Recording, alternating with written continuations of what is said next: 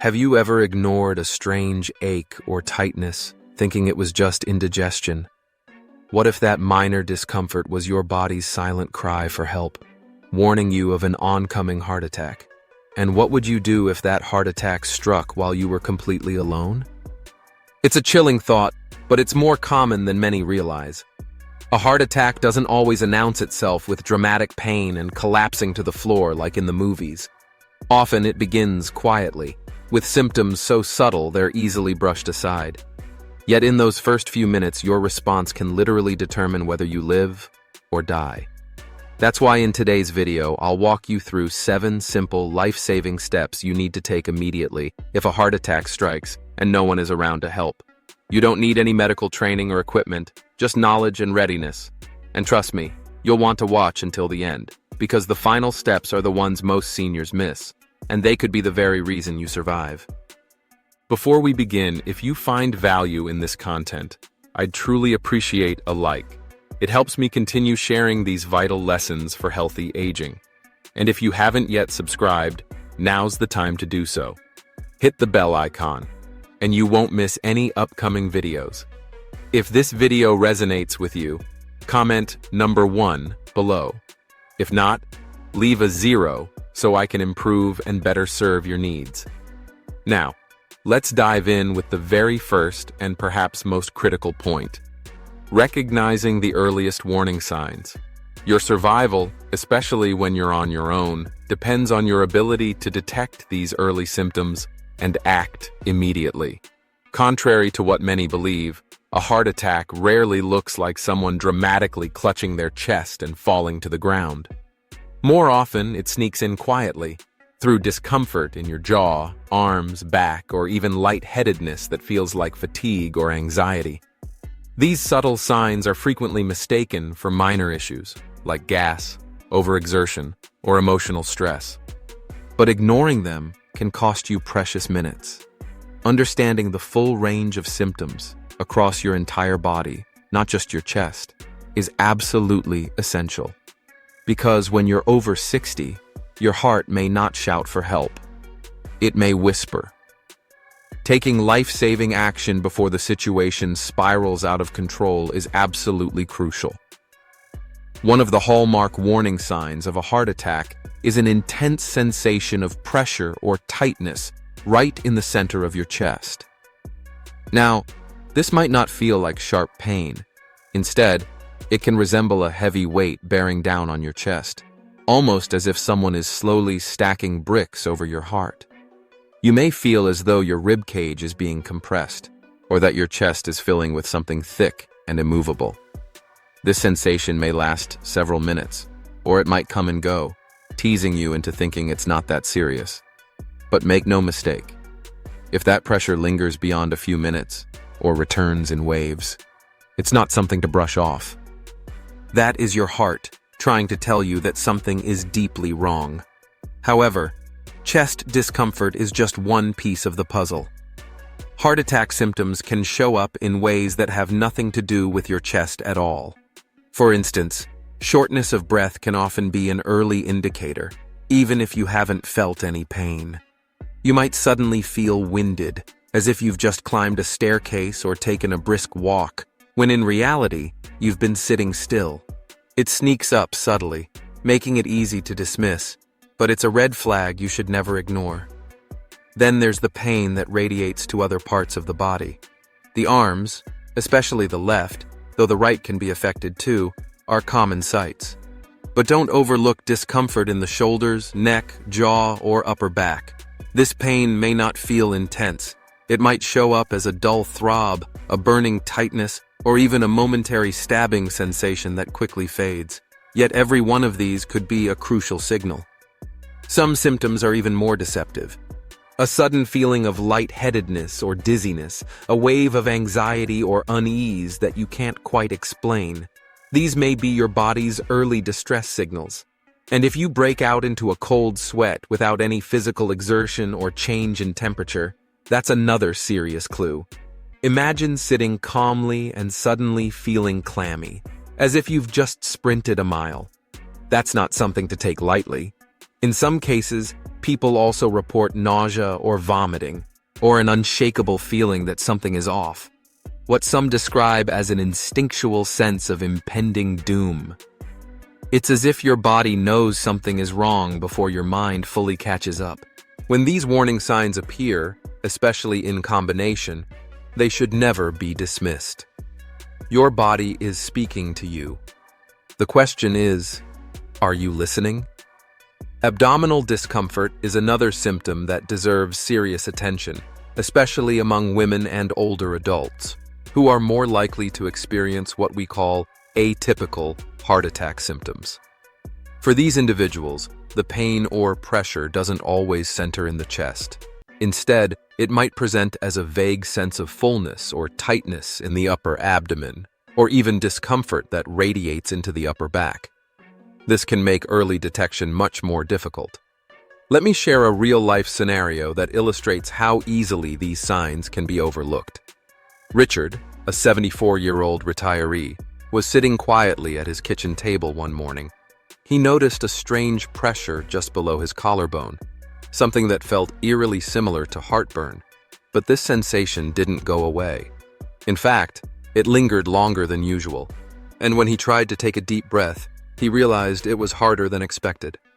Then came the clammy palms, cold with sweat despite the mild morning temperature. Now here's the crucial part. Richard remembered reading about how heart attack symptoms in older adults can look different. Instead of brushing it off as indigestion or the result of poor sleep, he paid attention to what his body was telling him and chose to act. That decision, quiet and simple as it seemed, may have been the very thing that saved his life. Richard's story highlights an important reality. Our bodies often whisper before they scream. These subtle, early warnings, those whispers of discomfort or fatigue, are your moment to intervene. They are not annoyances to be ignored or pushed through. They are your body's way of buying you time before a full-blown crisis hits. Waiting around for the classic Hollywood-style moment of dramatic chest pain or collapse. That's a gamble none of us should take. By the time those textbook symptoms hit, the heart muscle may already be in distress, starved of oxygen and sustaining damage with every passing second.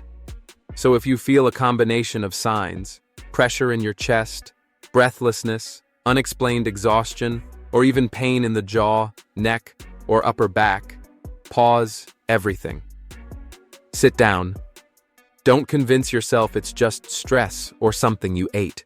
Even if those symptoms feel minor or short-lived, they're still serious.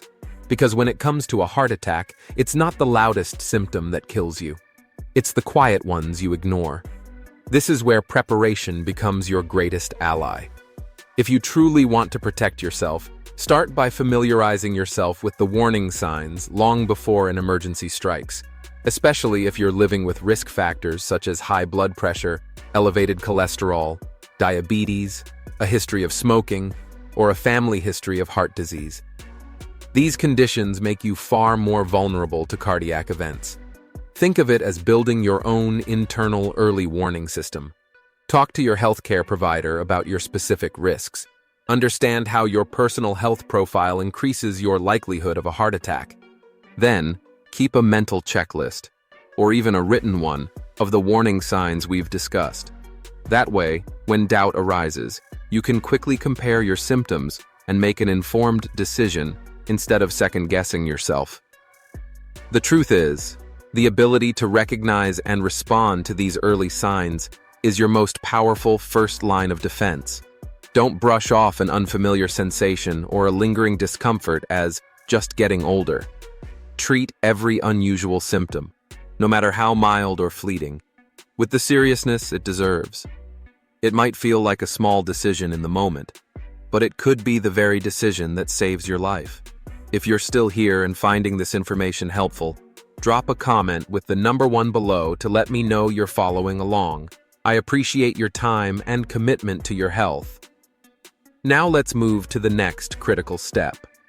Calling emergency services without delay. Once you even suspect that you might be experiencing a heart attack, even if you're not 100% certain, your immediate response should be crystal clear. Call 911 or your local emergency number. Don't hesitate. Don't second guess. Just act. This step is non-negotiable. Do not wait to see if the symptoms fade away. Do not try to tough it out. And absolutely do not attempt to drive yourself to the hospital. Why?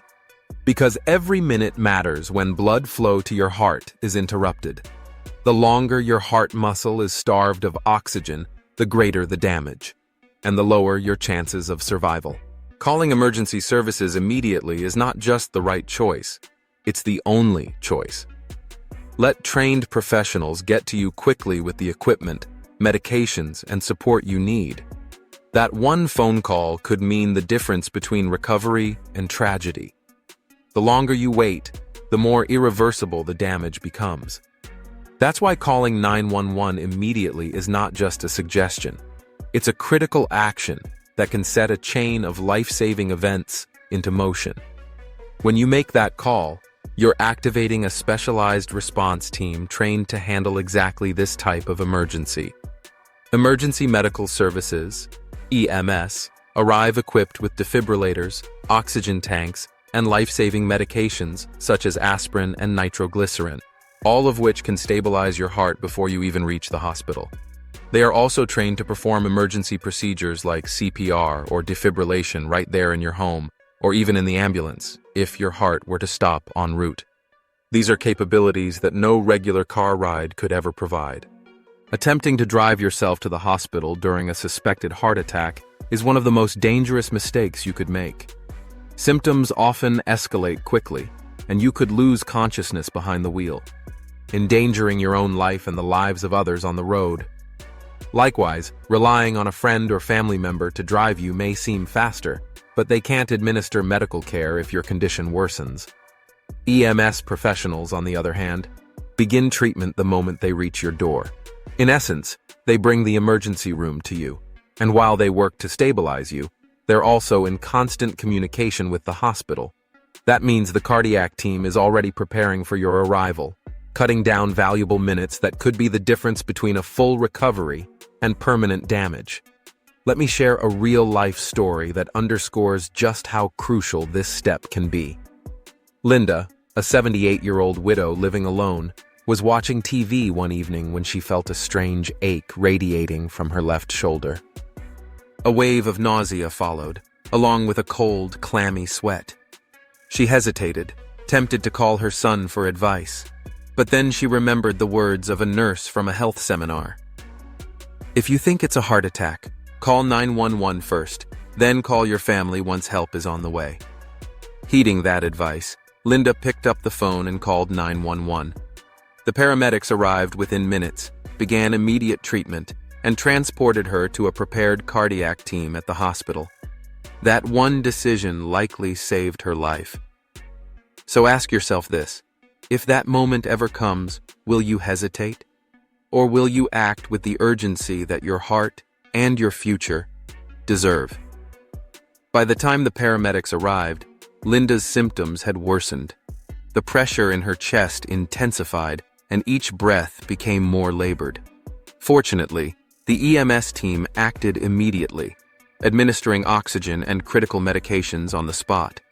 Their swift response helped stabilize her condition before she was even wheeled into the emergency room. That one decisive call, made without hesitation, quite literally saved her life. It's a powerful reminder. You don't need to be absolutely sure you're having a heart attack to justify calling for help. Paramedics are trained to respond in uncertain situations. They would much rather arrive to find a false alarm than miss a precious window to save someone in true distress. Time is everything. And when it comes to heart attacks, every second could mean the difference between recovery and tragedy. If you're experiencing symptoms that impair your ability to speak clearly or call for help, it's important to know that most modern smartphones have emergency features built in. Even from a locked screen, you can trigger an emergency call. Have you taken the time to learn how your phone works in those moments? If not, now is the time. And don't forget to keep your phone within reach, especially at night or when you're home alone. Many smartphones also allow you to store vital medical information, such as allergies, medications, or chronic conditions. This can give emergency responders the context they need, even if you're unable to communicate. To take it a step further, consider posting a printed list of your medical history, current medications, and emergency contacts in a visible location, like your refrigerator or near your front door. EMS teams know to look there. If you live in a gated community or a building with security protocols, be sure that access details are easy to communicate to dispatchers. You might even speak with a trusted neighbor ahead of time who could assist if needed.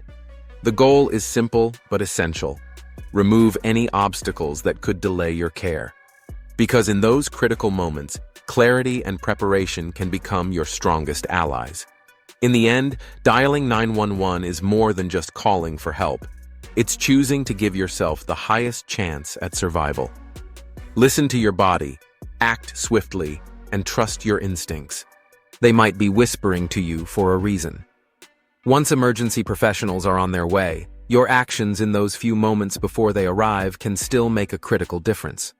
One simple yet incredibly powerful step you can take is to chew an aspirin, slowly and calmly. Now, we're not talking about swallowing a pill with water in a moment of panic. Instead, imagine taking a deep breath, steadying your nerves, and intentionally chewing the aspirin, even if your hands are shaking or your heart is pounding from fear. This deliberate choice could become a life-saving act. If you have access to a standard 325 milligram aspirin tablet, and you're not allergic to it, nor currently taking blood thinners that could interfere, this small white tablet may be your best defense while help is on the way. Why?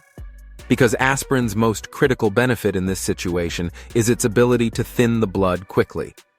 During a heart attack, what's typically happening inside your body is the formation of a blood clot that blocks one of the coronary arteries. This clot cuts off the oxygen supply to part of your heart muscle. The longer the heart is deprived of oxygen, the more tissue dies, raising your risk of long-term damage or death. By chewing the aspirin instead of swallowing it whole, you accelerate its entry into your bloodstream. The physical act of chewing breaks it down, allowing it to absorb rapidly through the lining of your mouth and stomach. Studies have shown that this method significantly speeds up the effect, starting to thin the blood within minutes. Isn't it astonishing that something so small, so easily overlooked, could carry such weight in an emergency?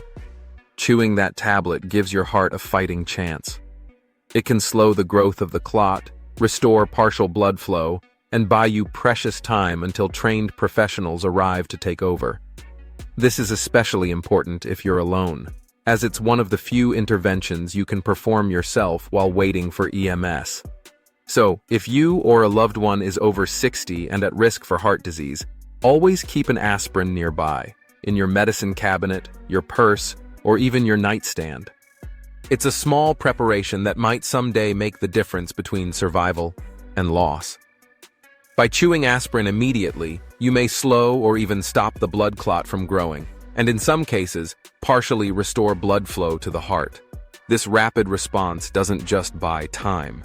It may significantly reduce damage to the heart muscle before paramedics can step in with advanced care. But here's a critical detail. For aspirin to work fast in a moment of crisis, it should ideally be the uncoated, immediate release kind. Why? Because coated or enteric aspirin is designed to dissolve slowly to protect the stomach lining, which can delay absorption, precious minutes you don't have during a heart attack. However, if coated aspirin is all you have, chew it anyway. In emergencies, slowing the clot is the top priority. Now, it's generally best not to take aspirin on an empty stomach to minimize the risk of gastrointestinal irritation. But during a suspected heart attack, the risk of bleeding is far less dangerous than the threat of a blocked artery. The urgency of restoring blood flow outweighs any stomach discomfort that might follow. Of course, it's essential to speak with your healthcare provider in advance to make sure aspirin is safe for you. especially if you have a history of ulcers, bleeding disorders, or you're on blood thinners like warfarin. Let's take a moment to reflect on a real-life example. Joe, a 72-year-old retiree, was enjoying a quiet morning when a sudden, crushing tightness spread from his chest up to his neck and jaw. The fear set in quickly, but so did his memory. His doctor had once told him about the importance of aspirin in a heart emergency. Despite the rising panic, Joe stayed focused. He reached for a bottle of 325 milligram aspirin in his kitchen, chewed a tablet slowly, and waited for the ambulance he had already called. Later, in the hospital, Joe's cardiologist confirmed what his gut instinct and prior knowledge had already told him, that chewing the aspirin likely helped reduce the size and severity of the clot, sparing more of his heart from damage. That single action, chewing aspirin, wasn't dramatic. It didn't require expensive tools or training, but it might have saved his life. Would you be ready to do the same if it happened to you? The damage to Joe's heart muscle was ultimately minimized, and that outcome hinged on one calm, informed decision made in the heat of a crisis. His experience is a powerful reminder that something as small as chewing an aspirin, taken in those early minutes, can profoundly shape the future. To make sure you're ready should you face such a moment, preparation is key. Begin by placing aspirin in easily reachable spots throughout your home, your nightstand, kitchen drawer, bathroom cabinet, or even a compact travel container in your purse or wallet. Anywhere you're likely to be when symptoms strike should have one within arm's reach. Don't forget to check the expiration date regularly. Aspirin that's past its prime may not work as effectively when every second counts. It's also wise to let close family members or trusted friends know exactly where your aspirin is kept. In the event they need to act on your behalf, this simple detail could save precious minutes. And if you live alone, this kind of forethought becomes even more crucial. There won't be someone nearby to search through drawers, so clarity and access could be the difference between a close call and catastrophe. This isn't just well-meaning advice. Across the globe, emergency medical professionals back this approach, and it's built into standard heart attack response protocols. Chewing aspirin isn't just a handy trick. It's a clinically proven, life-saving action. If you're still with me and finding these insights helpful, please take a moment to comment the number 2 below. It lets me know you're engaged and committed to your health, and I truly appreciate your time. Now, let's move to another vital step that often goes overlooked. Sitting or lying down to reduce the strain on your heart. Once you've dialed emergency services and taken aspirin, your immediate goal should be to lessen the burden on your cardiovascular system. That means stopping all physical movement right away. Sit down or gently lie back in a comfortable, stable position. Choose a spot where you feel safe, preferably with back support or a surface that allows you to breathe easily. It's natural to feel anxious or restless in this moment, but avoid the temptation to walk around, tidy up, or grab things just in case. Even minor exertion can place added pressure on a heart that's already in crisis. Instead, focus on calm, steady breathing and keeping your body still. The more you can relax, the more oxygen stays available for your heart. In this fragile moment, stillness is strength. Avoid the urge to move around, tidy your surroundings, gather personal items, or unlock doors, unless it's absolutely necessary to allow paramedics access. Each movement, no matter how small, increases the strain on your already struggling heart, which is doing its best to pump blood despite a reduced oxygen supply. In such moments, even walking a few steps can place an unnecessary load on your cardiovascular system. The best position to assume is one that supports your back. Lean against a wall, a sturdy chair, or even your bed's headboard. Keep your feet planted flat on the floor and let your arms rest gently in your lap or at your sides. This upright yet relaxed posture helps reduce gravitational resistance, which means your heart doesn't have to work as hard to circulate blood. It's a simple but effective way to conserve vital energy. Try to keep your shoulders loose and your breathing slow and steady. Avoid clenching your jaw or tensing up. These natural responses to fear can inadvertently elevate your blood pressure, adding to your heart's workload. If you begin to feel faint, dizzy, or weak, common signs that often accompany heart attacks, shifting your position can help. Lie down gently on your side, ideally your left side, with your head slightly elevated using a pillow or even a rolled-up towel or sweater. This position encourages better blood flow to your heart and brain, while also minimizing the risk of choking if nausea or vomiting occurs. However, try to avoid lying flat on your back unless instructed to do so by emergency responders. For some individuals, that position can make breathing more difficult. These moments are often charged with emotion. It's common to feel embarrassed or hesitant, worried you might be overreacting or burdening others. But remember this, in the context of a heart attack, staying completely still isn't a sign of weakness. It's one of the most powerful and protective actions you can take. By minimizing movement, you slow your heart rate, decrease oxygen consumption, and give your body a fighting chance to stabilize while help is on the way. Sometimes, doing less is what saves your life. So, take a deep breath, stay as calm and still as possible, and trust that those few moments of intentional stillness could be the very thing that keeps your heart going. And in many cases, this simple act of stillness can prevent a heart attack from escalating into full cardiac arrest. Take, for instance, the story of Alice, an 81-year-old grandmother who began experiencing chest discomfort while making breakfast. A heavy, crushing pressure crept across her chest, followed by a cold, clammy sweat. Her initial reaction was what many of us might do: push through, clean up the kitchen, get dressed, and gather herself before seeking help. But just as she reached for the dish towel, a memory flashed in her mind. Her doctor's voice saying, "If you think it might be your heart, stop everything and sit down. Nothing else matters more." That one piece of advice may have saved her life. Instead of continuing her morning routine, Alice lowered herself carefully into her favorite recliner, placed a soft cushion behind her back, and focused on taking slow, steady breaths. She remained still, calm, and waited for the ambulance she had called moments earlier. When she arrived at the hospital, her medical team noted that her decision to remain seated and avoid movement had likely prevented a dangerous worsening of her symptoms. Because she conserved her energy and didn't stress her heart further, her treatment went smoothly and without major complications. To make this critical step easier in the event of a future emergency, it helps to plan ahead. Identify safe, supportive spots in your home where you can sit or lie down quickly if symptoms arise. Think of a sturdy chair with armrests, a firm couch with plenty of pillows, or even the edge of your bed. If you're in a public place, don't hesitate to use a bench, lean against a wall, or even sit on the ground if that's the only option.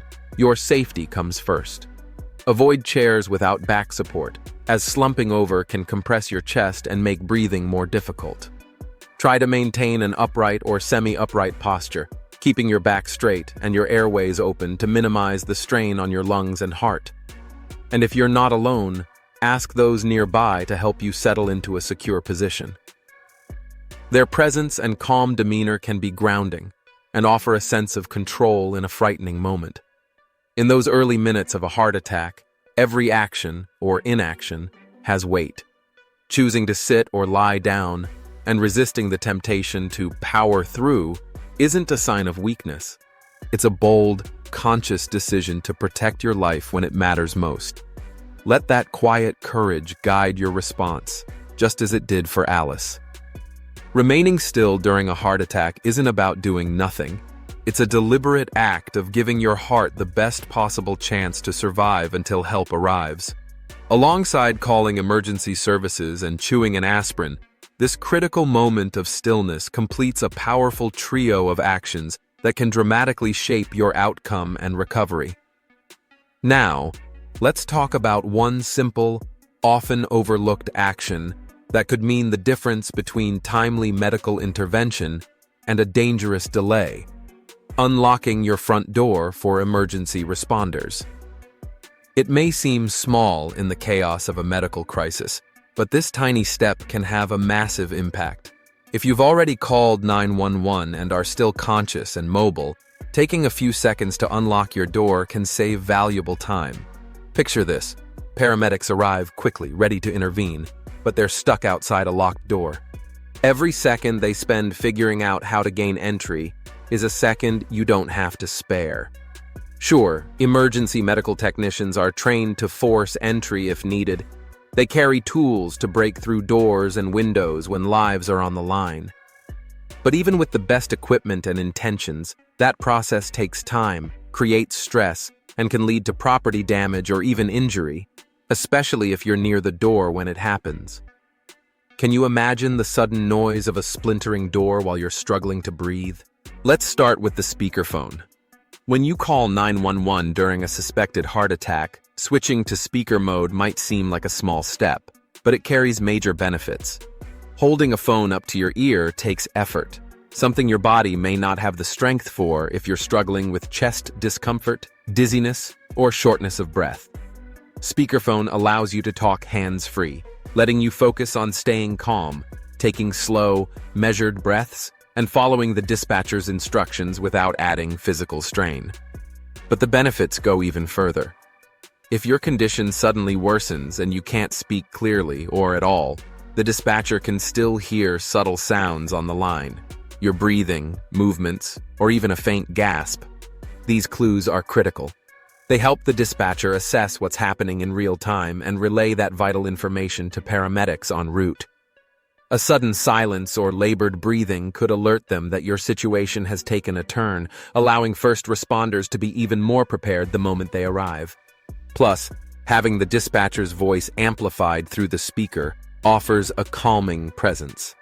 Their instructions can guide you step by step through those nerve-wracking minutes before help arrives, especially if you're alone. Equally valuable is your phone's medical ID feature. This built-in tool is often overlooked, yet it provides emergency teams with instant access to key medical information without unlocking your phone. Most smartphones today allow you to list crucial details such as medical conditions, medications, allergies, blood type, and emergency contacts. Imagine the advantage of paramedics knowing right away if you're diabetic, on blood thinners, or allergic to aspirin. That knowledge could dramatically shape how they treat you in those first few moments. Taking just a few minutes today to set up your medical ID could make all the difference in a crisis. Why wait until it's too late to put this small but powerful safety net in place? On most smartphones, creating a medical ID is surprisingly simple, but potentially life-saving. For instance, on iPhones, this feature can be accessed directly from the lock screen using the emergency SOS function. Android users have similar options, typically located in the emergency information settings. This digital profile lets you store critical health data, including your full name, date of birth, blood type, known allergies, current medications, chronic conditions, and emergency contact numbers. Imagine being unconscious or unable to speak when paramedics arrive. What if the medication they carry could harm you due to an allergy you can't voice? That's where your medical ID becomes your voice. It tells first responders who you are, what conditions you live with, and what treatments to avoid, all without needing to unlock your phone. Take the real-life case of Susan, a 79-year-old diabetic woman with a life-threatening allergy to penicillin. One morning, she experienced sudden chest pain and managed to dial 911. But moments before help arrived, she collapsed. Luckily, Susan had previously set up her medical ID. When paramedics reached her, they accessed this vital information right from her locked phone. In seconds, they saw her diabetes status, her severe allergy, and her daughter's contact number. That small digital profile prevented them from giving her penicillin and helped them alert her family right away. Looking back, Susan said, "I never imagined something so simple on my phone could actually save my life." Setting up your medical ID takes less than 5 minutes. but its benefits can last a lifetime. Simply go into your phone's health or emergency settings, fill in your details, and be sure the information is accessible from the lock screen. Include essentials like allergies, medical conditions, medications, and emergency contacts. And don't worry, this isn't just for tech-savvy folks. It's user-friendly and designed for everyone, especially older adults living alone or managing chronic conditions. Think of it like placing a medical alert bracelet inside your phone, a silent but powerful guardian standing by, just in case you can't speak for yourself. Isn't that kind of peace of mind worth 5 minutes of your time? This isn't just for the tech-savvy or the young. These simple phone features, speakerphone and medical ID, are for anyone who may one day find themselves needing emergency care. By setting them up, you're transforming your phone into more than a communication device. It becomes your silent advocate, your second voice when you're unable to speak. In moments of crisis, when clarity fades and words fail, your phone bridges the gap between chaos and care, giving first responders immediate access to life-saving information. If you're still with me, learning and preparing, I invite you to comment the number 4 below. It helps me know you're engaged, and I deeply appreciate your time and attention. Now, let's move on to one of the most underrated but powerful actions you can take during a heart attack: slowing your breath to steady your heart. When the body senses danger, especially something as overwhelming as a heart attack, panic sets in fast. Your chest tightens, your heart pounds like a drum, and your thoughts race. But in that whirlwind of fear, there's one anchor you can always control: your breath. Deliberate, controlled breathing won't stop a heart attack, but it can be the thread that keeps your mind and body from unraveling. In those first critical minutes, breathing slowly and steadily can reduce your body's stress response. When panic kicks in, your adrenal glands release a flood of adrenaline, pushing your heart rate higher and potentially triggering more dangerous rhythms. But when you slow your breathing, even just a little, you activate the parasympathetic nervous system, which signals your body to calm down.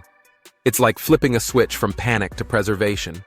Controlled breathing lowers blood pressure, steadies your pulse, and helps prevent the situation from spiraling into cardiac arrest or shock.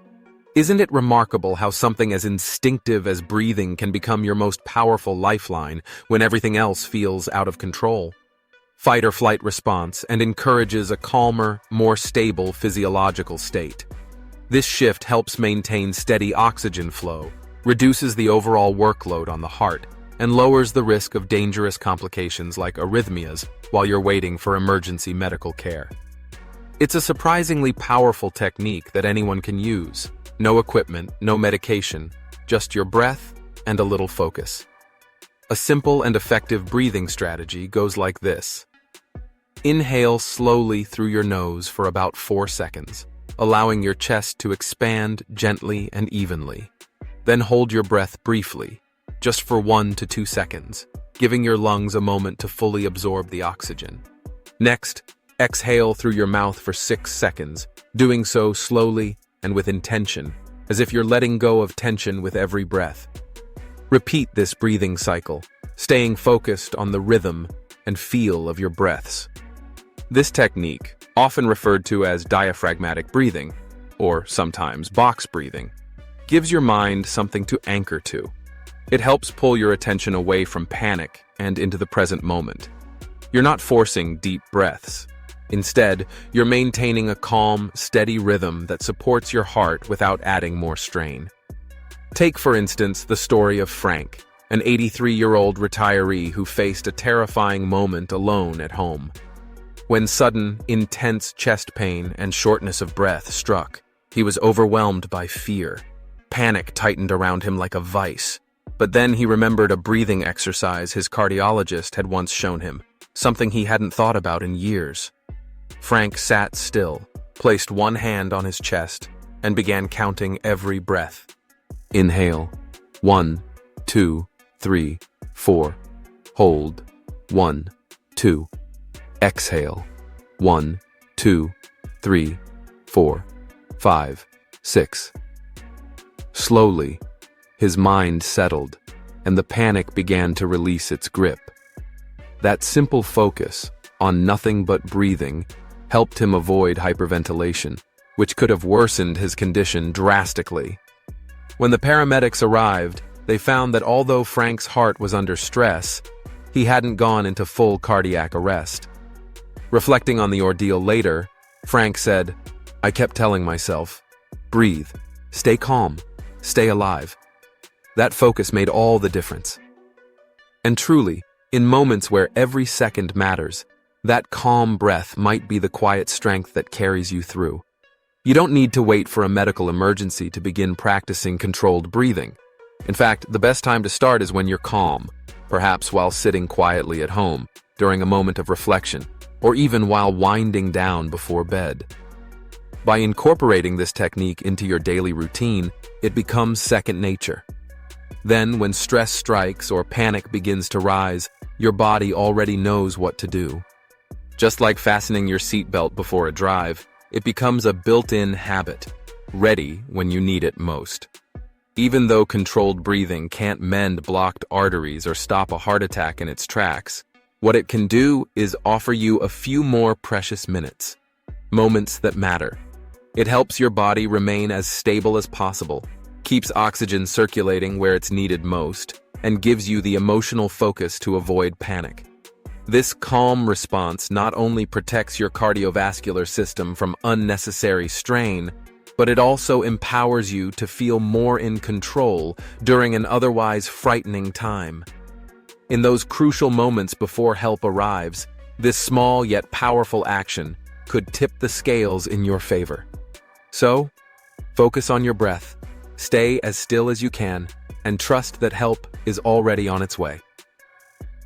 Thank you for staying with us as we explored these 7 critical steps to surviving a heart attack when you're alone. Now, we'd love to hear from you. What part of this video resonated with you most? What's one thing you've learned today that you'll commit to practicing? Share your thoughts in the comments below. Your voice might just help someone else prepare. And if this video helped you, please take a moment to like, share, and subscribe for more life-saving insights. Wishing you good health, happiness, and peace, and don't forget to subscribe to Healthy Aging Blueprint.